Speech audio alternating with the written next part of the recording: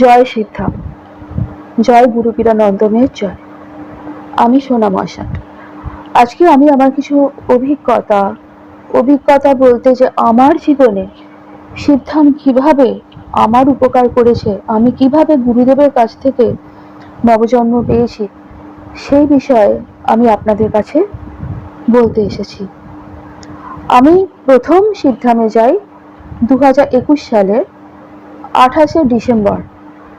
সেই সময় আমি বহু ডাক্তার দেখানোর পরেও আমি এতটাই অসুস্থ ছিলাম যে আমার হাঁটা চলা করার ক্ষমতা একদমই ছিল না।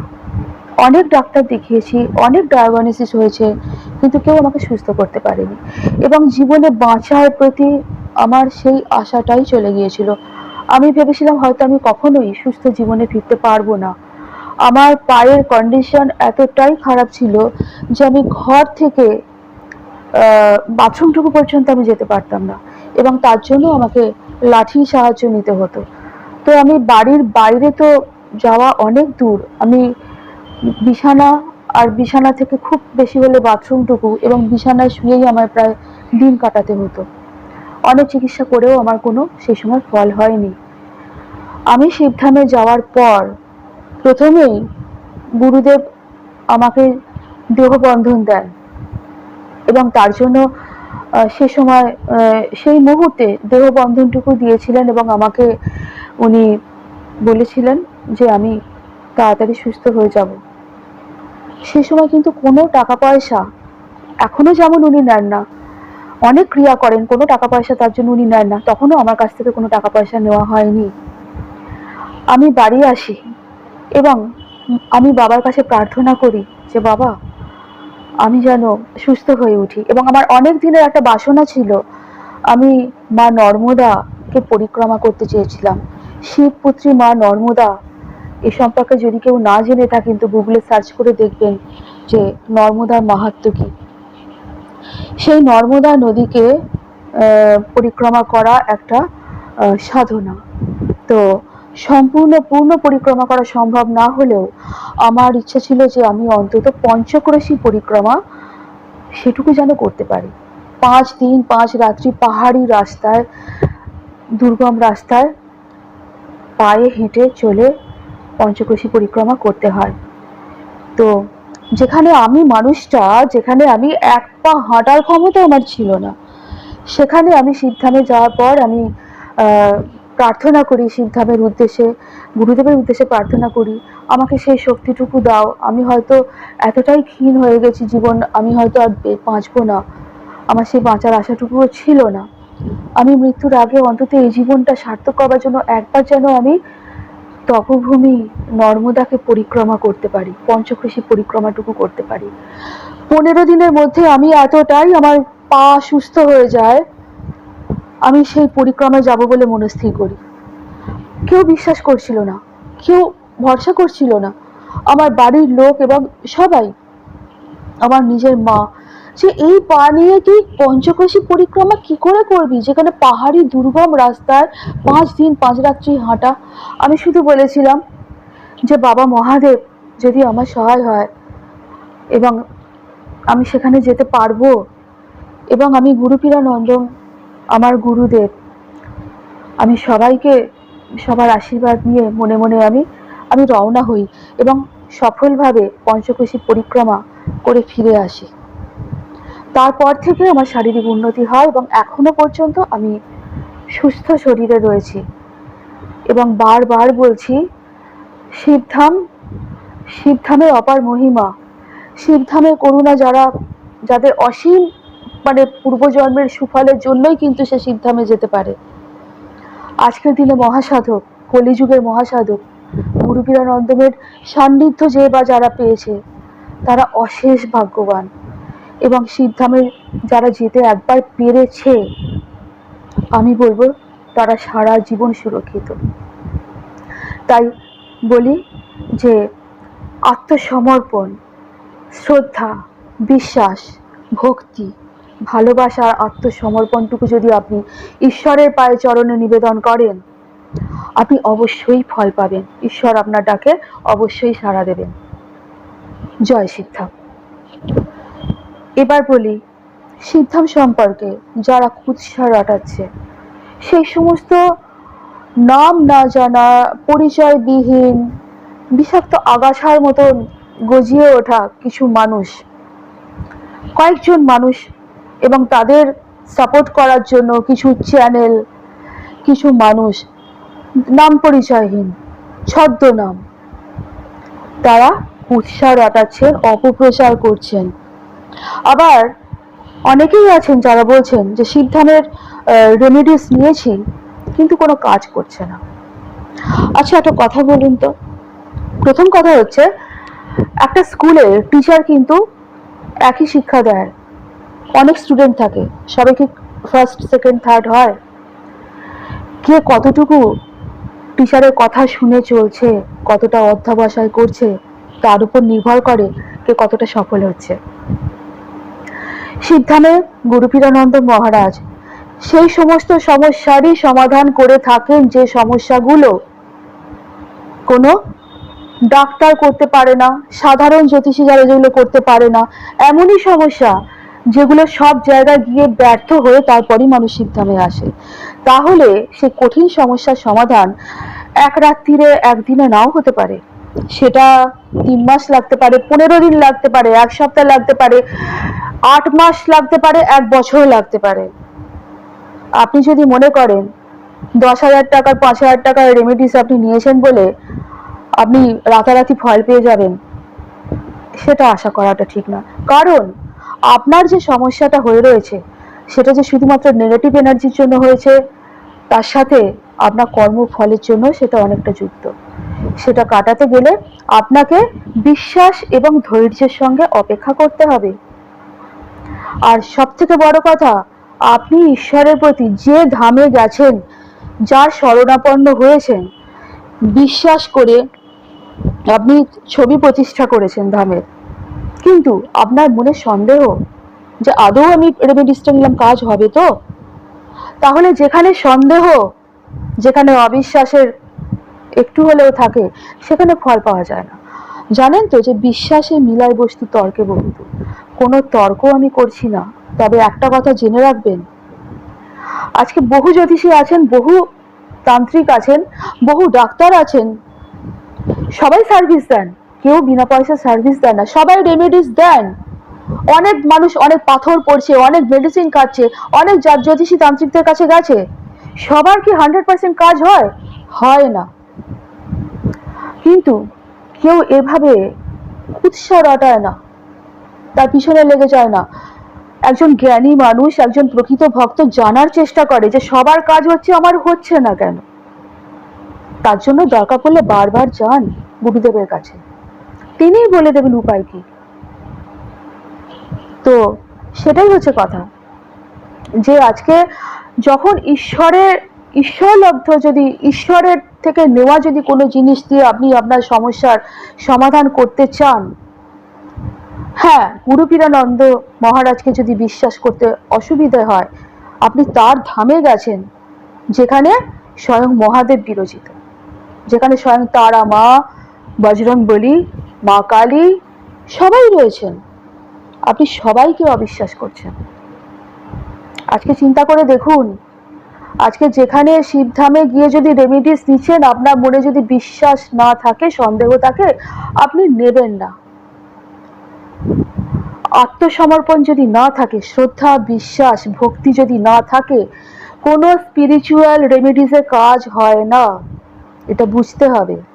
তাই গলা ফাটিয়ে আন্দোলন করবার আগে আয়নার দিকে তাকান, নিজের দিকে তাকান, আপনার কোথায় ফাঁক ছিল। আপনি সিদ্ধামে সব বিধি, সব ঠিকঠাক নিয়ম পালন করেছেন তো? ঠিক যেরকম যেরকম গুরুদেব বলেছেন, আপনার মধ্যে সেই বিশ্বাসটা ছিল তো?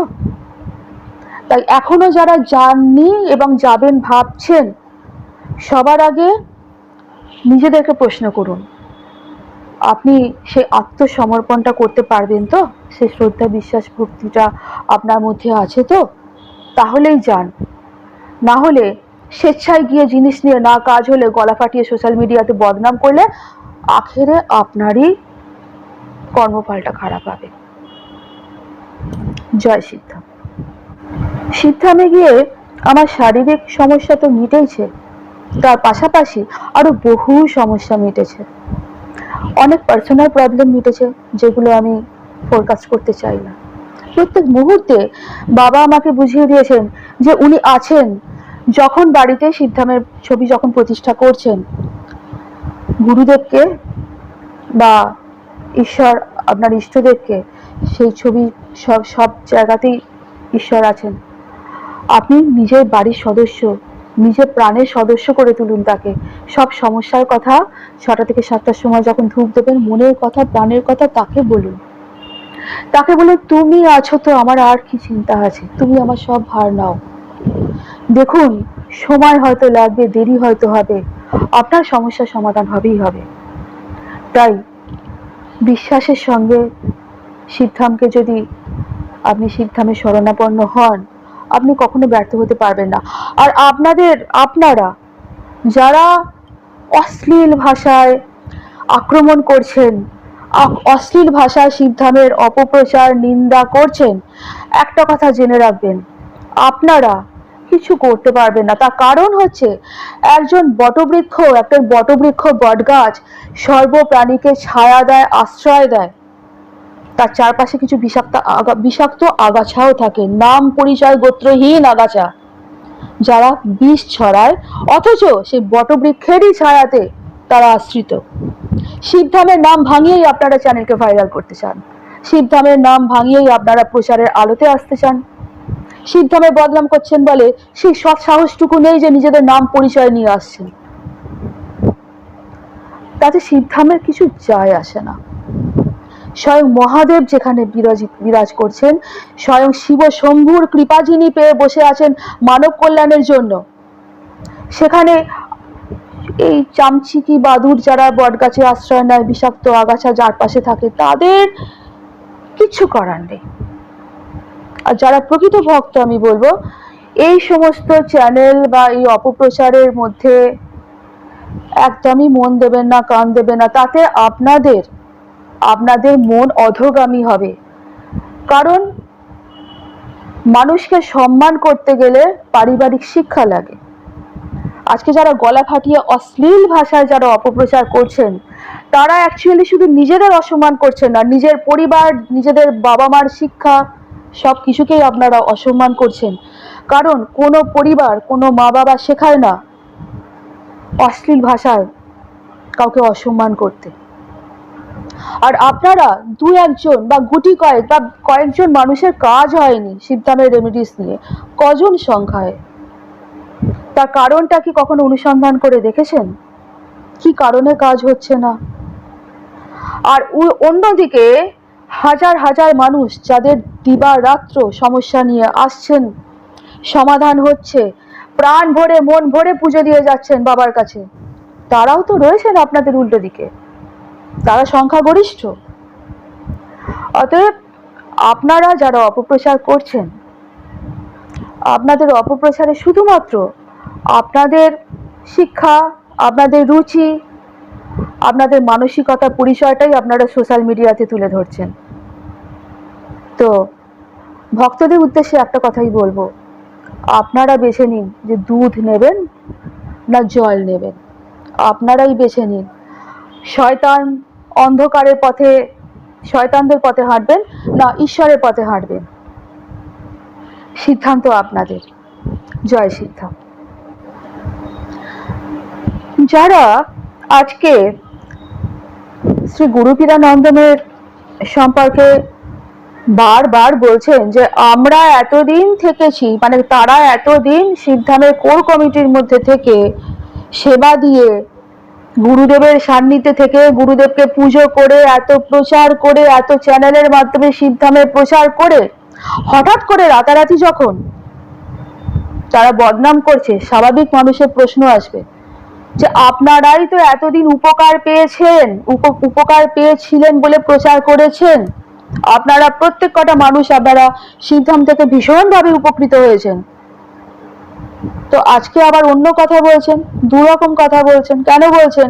তাদের উত্তরে তারা বলছেন, এতদিন তো আমাদেরকে বশীকরণ করে রাখা হয়েছিল, হঠাৎ করে বশীকরণ চলে গেছে প্রত্যেকের একসঙ্গে, তাই আমরা চিনে গেছি। আজকে বশীকরণ, এত ভালো বশীকরণ গুরুপীরানন্দ করেন মহারাজ, তাহলে উনি অ্যাস্ট্রোলজার হিসাবে বিজ্ঞাপন দেওয়া হয়েছে, উনি মানুষের কল্যাণ করেন, ভূত প্রেত তাড়ান, তো উনি বশীকরণে সিদ্ধহস্ত, সেটাও তো উনি বিজ্ঞাপন দিতে পারতেন। আপনাদের বশীকরণ করে ওনার কি লাভ ছিল বলুন তো? আপনারা ওনার হয়ে খুব প্রচার করেছিলেন।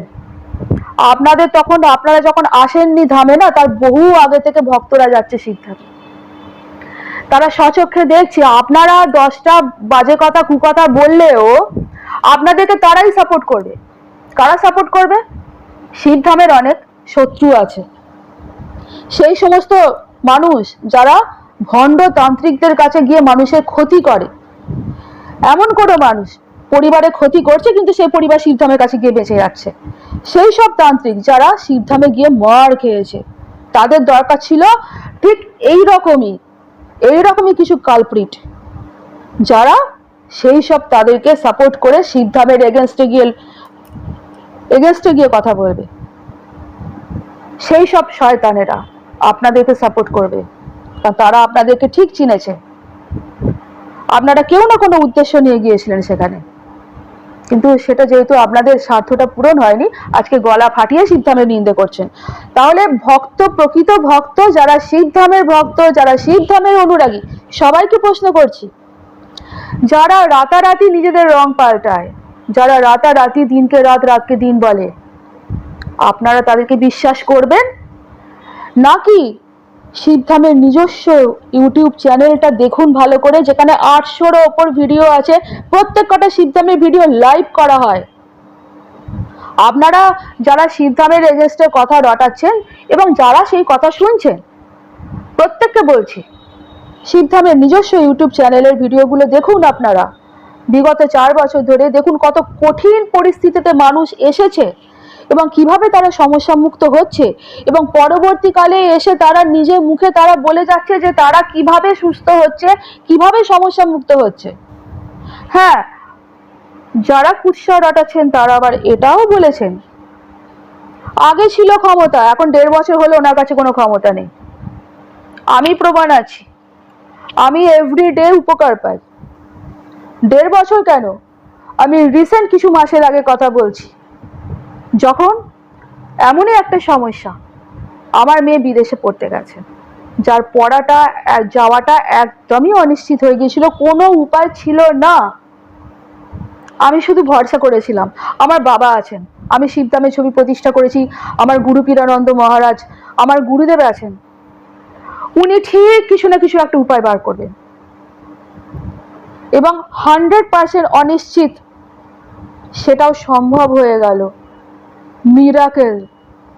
কারণ আমি সেই ভরসাটা রাখি, আমার মধ্যে সেই শ্রদ্ধা বিশ্বাসটা আছে, আমি নিজেকে আত্মসমর্পণ করে রেখেছি গুরুদেবের চরণে। আমি নিজেকে সিদ্ধামের পরিবার বলে মনে করি, যেখানে বাবা মহাদেব বিরাজ করছেন, যেখানে সিদ্ধাম, সেখানে কখনো মানুষের মঙ্গল ছাড়া বিপরীত কিছু হতে পারে না। তো সবাই একসঙ্গে বলুন, জয় সিদ্ধাম। অনেকেই বলছেন গুরুপীরানন্দ মহারাজ ভূত প্রেত জিন নিয়ে কাজ করে, সেখানে প্রেত নিয়ে কাজ হয়। হ্যাঁ, হয়তো নেগেটিভ এনার্জির দ্বারা যেসব তান্ত্রিকরা মানুষদের ক্ষতি করে, বান মেরে, সম্পর্ক নষ্ট করে, আর্থিক আয় উন্নতি আটকে দেয়, কারোর পেট বন্ধন করে বাচ্চা আসা নষ্ট করে দেয়, কারোর শরীরে দুরারোগ্য ব্যাধি দেয়, সে প্রেত ঘটিত, প্রেত আক্রমণের ফলে যে সমস্ত সমস্যাগুলো হয়, সেইগুলোকে যেখানে কোথাও সমাধান হয় না, একমাত্র সিদ্ধান্ত তার সমাধান করে, মানুষকে নবজন্ম দেয়, প্রাণ ফিরিয়ে দেয়, জীবন দেয়। তো সেখানে তো প্রেত নিয়ে কাজ হবে। যেখানে বাবা মহাদেব বিরাজ করছেন সেখানে তার অনুচরেরা থাকবে না, যেখানে মহাকালী বিরাজ করছেন সেখানে তার থাকবে না সাথীরা। তো আজকে কোন মহাপুরুষ যারা তন্ত্র সাধনা করেছেন, কারা প্রেত নিয়ে কাজ করেননি, কারা সব সাধনা করেন? আপনারা বলছেন শিবধামে ধূপ বাতি জ্বালানো হয় না বিশেষ কারণে। কি সেই কারণ, কি সেই রহস্য? একটু পড়াশোনা করে আসুন, একটু শাস্ত্র পড়ে পড়াশোনা করে আসুন। আপনারা গলা কাটিয়ে শুধু অশ্লীল ভাষায় আক্রমণ করে যাচ্ছেন। তন্ত্র সাধনা একটা শাস্ত্র, যেটা মহাদেবের থেকে সৃষ্টি হয়েছে মানব কল্যাণের জন্য। কিছু দুষ্টতান্ত্রিক তার বাজেভাবে ব্যবহার করে মানুষের ক্ষতি করছে, আর শিবধাম সেই ক্ষতিটাকেই আটকাচ্ছে। আজকে যদি ধূপবাতি দেওয়াতে যদি এতই যদি সমস্যা হবে, তাহলে শিবধামে কখনোই এই নিয়ম থাকতো না। 6টা থেকে 7টার মধ্যে শিবধামে ছবির সামনে 3টে করে ধূপ, 1টা করে মোমবাতি জ্বালাতে হবে। কারণ আপনারাই তো বলছেন না যে বাড়িতে গৃহবন্ধনের মাধ্যমে প্রেত ঢুকিয়ে দেওয়া হচ্ছে, তাহলে সেই ঘরে ধূপবাতি দেওয়ার কথা শিবধাম বলছে কি করে, যেটা ধামে দেওয়া যায় না? আর ধামে কেন দেওয়া যায় না, মহাদেবের আদেশ কেন নেই, সবকিছুই কি আর আপনাদেরকে জানাতে হবে? সেই আপনারা যারা আস্তিনের সাপের মতন একদম ছুঁচ হয়ে ঢুকে ফাল হয়ে বেরিয়েছেন, আপনারা ইতিহাসের পাতায় মানে এত মানে মারাত্মক রকম আপনারা 1 নম্বর বিশ্বাসঘাতক রূপে চিহ্নিত হয়ে থাকবেন। শিবধামে জয় জয়কার তো হবেই, আরো জয় জয়কার হবে, যুগে যুগে শিবধামের জয় জয়কার হবে। কিন্তু আপনারা সেই কালপ্রিটের দলে আপনাদের নাম লেখা থাকবে, যারা ছুঁচ হয়ে ঢুকে ফাল হয়ে বেরিয়েছেন। কতটুকু জানেন স্পিরিচুয়াল হিলিং এর বিষয়? কতটুকু জ্ঞান আছে? আপনাদের মধ্যে কেউ একজন বলছেন যে হ্যাঁ, যার নিজের কোনো পরিচয় নেই, যার চ্যানেলে অন্ধকার করে অন্ধকারের মধ্যে যার ভয়েস আসে, যাকে দেখা যায় না, নিজেই প্রেতের মতন অন্ধকারের ব্যাকগ্রাউন্ড থেকে যিনি চ্যানেল পরিচালনা করছেন, যে ভাইব্রেশন দিয়ে ট্রিটমেন্ট, সেটা আবার কি? স্পিরিচুয়াল হিলিং সম্পর্কে কতটুকু জানা আছে আপনাদের? আপনারা কি জানেন এনার্জি বডি, একটা সূক্ষ্ম শরীর, সেটাকে হিল করতে গেলে অনেক সময় ডিস্টেন্স হিলিংও করা যায়, স্পর্শ না করেও। আপনারা জানেন কি এক স্থান থেকে বসে সূক্ষ্ম শরীরে অন্য স্থানে গিয়েও ট্রিটমেন্ট করা যায়? আপনারা পড়াশোনা করে আসুন, তারপর সমালোচনা করবেন। শিবধামের মহারাজ বাধ্য নয় যে সমস্ত কিছু রহস্য আপনাদের কাছে খুলে বলবেন, কারণ উনি সাধক। অনেক সাধনালব্ধ জ্ঞান যেটা উনি প্রাপ্ত হয়েছেন, সেটা আমজনতার মধ্যে, বিশেষ করে যারা ভালো মানুষ সেজে তার সঙ্গে এতদিন ছিলেন, তাদের সঙ্গে উনিও তো অন্তর্যামী, কখনোই গূঢ় রহস্য উনি তাদের সঙ্গে শেয়ার করবেন না। কারণ না তো তারা বুঝবে, না তো তার মর্যাদা দেবে। এখন প্রশ্ন হলো, আপনারা যে বদনাম করছেন না, যার নিয়ে বদনাম করছেন না, সেও একজন সবার আগে মানুষ, তারপর সে একজন সাধক। মানুষ হিসাবে কিন্তু আপনাদেরকে, আপনারা কোর কমিটির মেম্বারদের সে ভাতৃ স্নেহের দাদার মতন কাছে টেনে নিয়েছিল, পরিবারের সঙ্গে যুক্ত করেছিল, আপনাদেরকে ভালোবেসেছিল। সাধক মহারাজ কিন্তু অন্তর্যামী, তিনি সবকিছু জানার পরেও কিন্তু আপনাদেরকে ভালোবেসেছিল। কারণ সবার আগে সে গুরু, গুরু শিষ্যকে ক্ষমা করবে, গুরু মহান, গুরু উদার। কিন্তু আপনারা জানেন তো, গুরু নিন্দা, গুরু অপবাদ করলে ব্রহ্মা বিষ্ণু মহেশ্বর কেউ ক্ষমা করে না। আপনাদের বাগেশ্বর ধামও ক্ষমা করবে না, কারণ আপনারা কিন্তু অনেক বড় অপরাধ করে ফেলেছেন। অনেক পুণ্য কর্মের ফলে আজকে আপনারা গুরুদেবের সান্নিধ্যে এসেছিলেন, আর আপনারা যে কাজগুলো করলেন, আপনাদের ভবিষ্যৎ আপনারা নিজেরাই অন্ধকারে ঠেলে দিলেন। এখনো তো সময় আছে, ভেবে দেখুন। আর যারা চিৎকার করে বলছেন কাজ হয়নি, কাজ হয়নি, একটু ধৈর্য ধরতে পারতেন, দেখতে পেতেন মিরাকেলটা। জয় সিদ্ধ।